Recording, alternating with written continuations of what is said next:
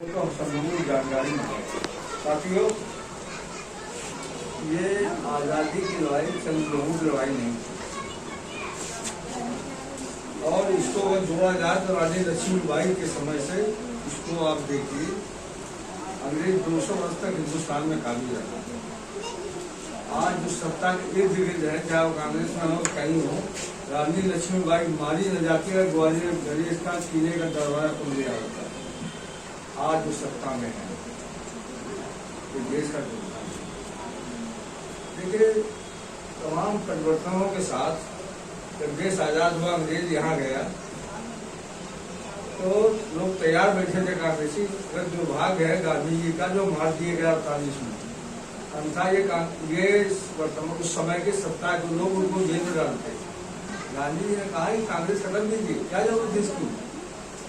कांग्रेस एक आंदोलन था, देश आजाद हो गया तो ग्राम स्वराज इस तरह का कुछ बनाने की उनकी योजना थी, लेकिन गांधी जी खत्म हो गए, कोई सोचने वाला बचा नहीं।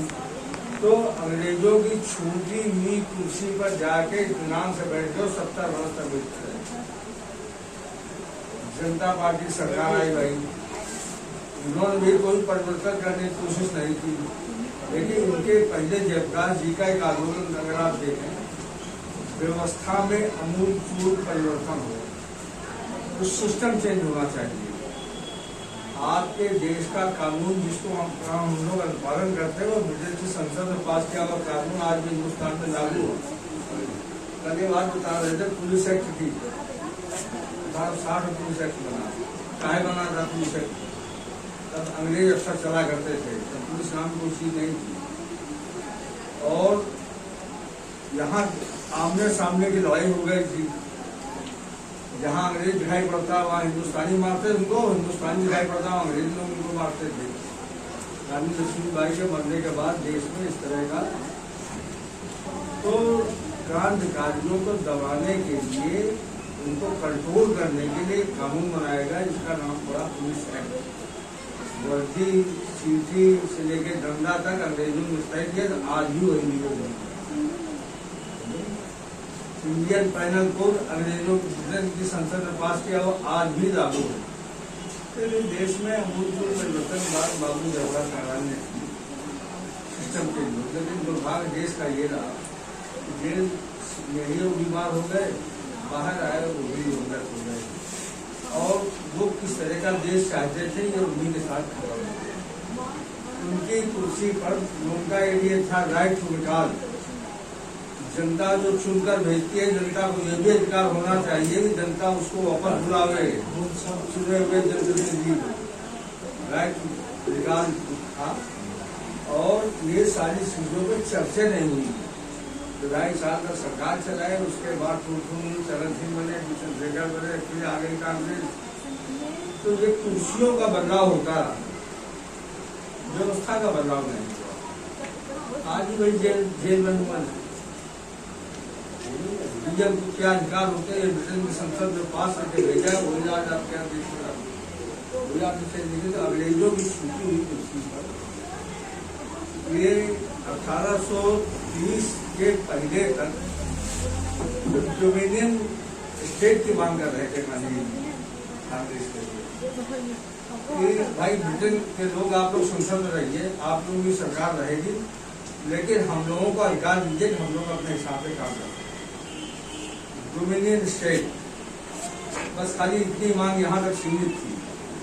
सन 1939 में त्रिपुरा में अधिवेशन हुआ, उस अधिवेशन में कांग्रेस का, उसमें यह तय हुआ कि देश में संपूर्ण आजादी की मांग की गई।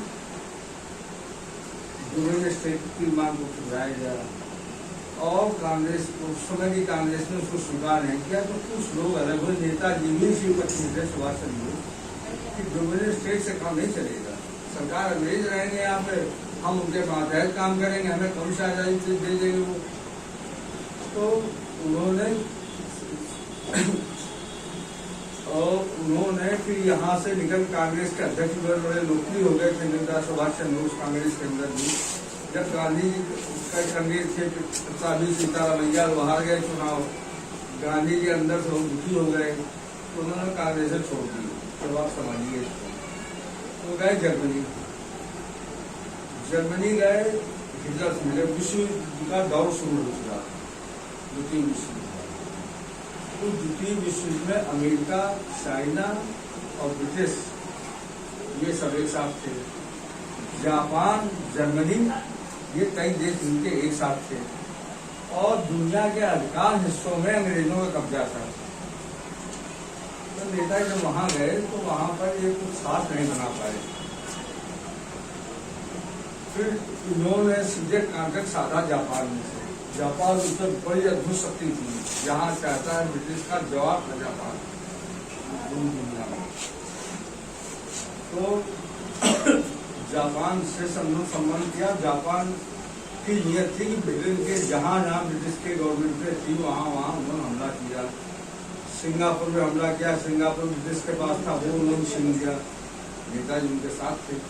सिंगापुर में ही लक्ष्मी सहगल उनकी मुलाकात है, और वहाँ पर जो फौजें थी वहाँ पर सब इंडियंस के लोग थे। तो नेताजी ने वहाँ ये मांग की कि ये फौजें जो है हमारी को ये आजाद हिंद फौज आपके यहाँ की जो सेना है सशस्त्र स्वीकार किया, और 75,000 लोगों की एक फौज तैयार हुई। जापान उसके साथ था, ब्रिटिशर उसके खिलाफ थे। गांधी जी का ये कहना था इस समय अंग्रेजों से, चूंकि हम लोग इस देश में रहते हैं, इनसे खिलाफत करना उचित नहीं है, हम लोग इनके साथ रहेंगे। लेकिन नेताजी ने इससे अलग हटके काम किया है। बर्मा की लड़ाई हुई, बर्मा में उन्होंने हमला किया जापानियों ने, नेताजी की आजाद हिंद फौज ने, वहाँ इनको करारी शिकस्त हुई जापान को, आजाद हिंद फौज। तो वहाँ बंदी बनाए गए, लक्ष्मी सहगल वही बंदी बनाई गई, शहनवाज झिल्लो, इन सब पर बंदी चले आपके दिल्ली के रेड फोर्ट में, लाल किले पर। और उसी दौरान कई ऐसी घटनाएं हो गई कि ब्रिटेन में चुनाव चर्चित था उस समय, ब्रिटेन का सदस्य वो चुनाव गया हार, और लेबर पार्टी की गवर्नमेंट बन गई। अगर चर्चित होता तो शायद देश की आज़ादी में थोड़ा टाइम और लगता, लेकिन लेबर पार्टी की गवर्नमेंट बन गई। लेकिन उन्होंने ये कहा कि इनकी हिम्मत कैसे पड़ी सुभाष चंद्र बोस की आजाद हिंद फौज लेके हमारे खिलाफ खड़े होंगे। दिल्ली में मुकदमा चालू हुआ, और कलकत्ते में हुआ, तब देश के तमाम जगहों में मुकदमे चालू हुए। आज के देश की फौजों ने बगावत कर दी, कहते हमारे फौजी रहे, शहनवाज खान सब लोग रहे यहाँ पे, हम इनके खिलाफ, हम सरकार के साथ नहीं। ब्रिटेन ने दिमाग बना लिया कि अब हम यहाँ पे नहीं रह पाएंगे। उनकी तमाम रेजिमेंट थी, देखिए आज ये चर्चा होती है कि नेहरू विरोधी थे सुभाष चंद्र बोस थे, लेकिन सुभाष चंद्र बोस की एक रेजिमेंट का नाम नेहरू का नाम है, नेहरू रेजिमेंट। झांसी रेजिमेंट, झांसी की रानी रेजिमेंट, उसमें लक्ष्मी सहगल अध्यक्ष थे, ये रहा। तो ऐसा नहीं कि नेहरू के उनके अच्छे संबंध, नेहरू भी मन से चाहते थे, और गांधी जी को मजबूर होकर क्विट इंडिया का नारा देना पड़ा यहाँ पर, अंग्रेजों भारत छोड़ो, क्योंकि कल तक तो उनसे डोमिनियन गवर्नमेंट की बात कर रहे थे। लेकिन इन्होंने जब देखा कि सब लोग हैं हमारे साथ फौजें बगावत कर रही हैं, तो अंग्रेजों की मजबूरी थी, सारे मुकदमा दर्जा किए उन्होंने। कहा कि केवल हत्या जैसे अपराध के मुकदमों पर तो संज्ञान देंगे, बाकी इन सारे मुकदमों पर और जितने लोग थे सबको छोड़ दिया गया। देखिए एक लंबा इतिहास रहा पूरे हिंदुस्तान में, 3 लाख आदमी शहीद हुआ, और जाने अनजाने आम नेताओं के नाम जानते। सबसे ज्यादा काले पानी की सजा पश्चिम बंगाल के लोगों को हुई, सेकेंड नंबर पे पंजाब के लोगों को हुई काले पानी सजा। अभी हमारे जो गृह मंत्री थे तो गए नवान निकोबार, पहले वहाँ जो सीधा लेक था उसमें कैप्टन लक्ष्मी सहगल का नाम पड़ा, सीधा हमारा गर्भ से चौड़ा हो गया, एक कान ढूंढा देखिए। तो वहाँ इनके भी नाम के पत्थर में नाम लिखा हुआ, कहाँ पे? ये अंडमान निकोबार, काला पानी, इसको आजीवन कारावास कहते हैं। उस समय था काला पानी, वहाँ पे साथियों हम ये कहते हैं कि इन महापुरुषों की छवि महसूस ना हो समाज में, तो इसलिए हम लोग बचा नहीं, ईमानदारी की बात नहीं।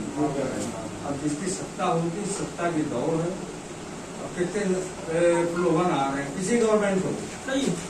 अब आज कांग्रेस कह रही मैं फ्री बिजली दूंगा और ये भी करूंगा वो भी करूंगा, उस पर आ गया। और तब 3 साल पहले तो 3 साल रह गई राजस्थान की गवर्नमेंट की।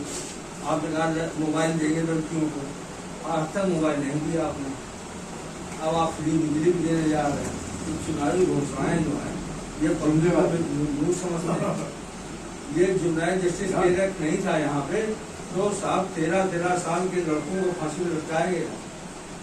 13 साल के लड़कों और रामचंद्र विद्यार्थी हमारे प्रजापति समाज में एक गाँव है, वहाँ एक तहसीलदार गया और उसने कहा कि तहसील पैसा वसूल नहीं किया, तो लड़कों ने गाली गलौज कर दिया वहाँ पे। साहब घोड़े चला करते अफसर करे गिरफ्तार करो, और वहीं के बगीचे में 25 लोगों को फांसी हुई थी।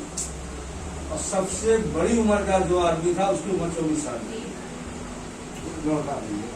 सबसे बड़ी उम्र का, और 13 जाने कितने लोगों को लटका दिया फांसी। इस तरह लोगों ने जाने कितनी साहस की। अभी हम देखते हैं फेसबुक पे द्वार टीवी के वाल्मीकि परिवार का एक आदमी है, गंगू वाल्मीकि, कौन जानता है? आनंद प्रकाश सरिया कौन जानता है? कौन जानता है हर भगवान से? कौन जानता है कि ठाकुर रामनिंदन सिंह नाम का कोई आदमी था यहाँ? आज जगदीश दुबे के परिवार रहता, लेकिन उसके बारे में जरा पूछिए, नए लड़के से नहीं जानते। कहीं न कहीं एक दिन के प्रयास से सब नहीं होने वाला।